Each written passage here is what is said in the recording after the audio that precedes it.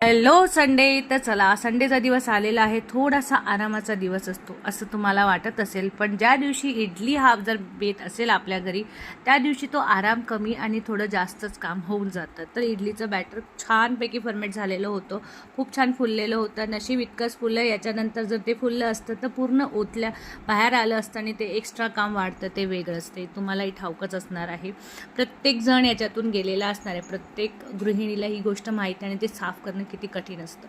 तर एका छोट्याशा भांड्यात मी काढून घेतलेलं होतं, त्यामध्ये थोडंसं पाणी आणि त्यामध्ये थोडंसं मीठ टाकलेलं आहे. व्यवस्थित त्याला छान मला डोसे बनवायचे आहेत, त्यामुळे मी अशा पद्धतीने करून घेते. बॅटर एकदम व्यवस्थित, जर इडली असेल तर थोडंसं आपल्याला घट्ट लागतं. आणि याआधी मी बनवला होता सांबार, लाल चटणी, खोबऱ्याची चटणी, बटाट्याची भाजी. तर हे काम काही कमी नाही, याला जवळजवळ 1 तास लागतो एवढं सगळं करेपर्यंत.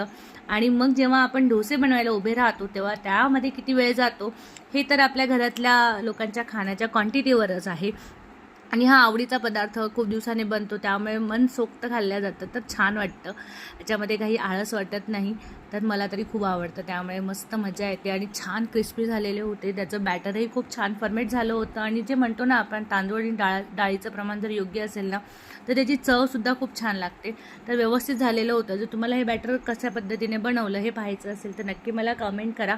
आता मी एकदा नक्की तुमच्यासोबत शेअर करेन. त्यानंतर हे डोसा छान क्रिस्पी होतोच आहे, तर मी बाजूला एक छान ताट वाढून घेतलेलं होतं, कारण की आज संडे जरी असला तरी मुलाला जायचं होतं क्लासेसला, त्याची एक्झाम होती, त्यामुळे थोडंसं हे लवकर आटपावं लागतं. माझे 12:30पर्यंत सगळं जेवण तयार झालेलं होतं, म्हणजे आजच्या जेवणामध्ये डोसेच होते.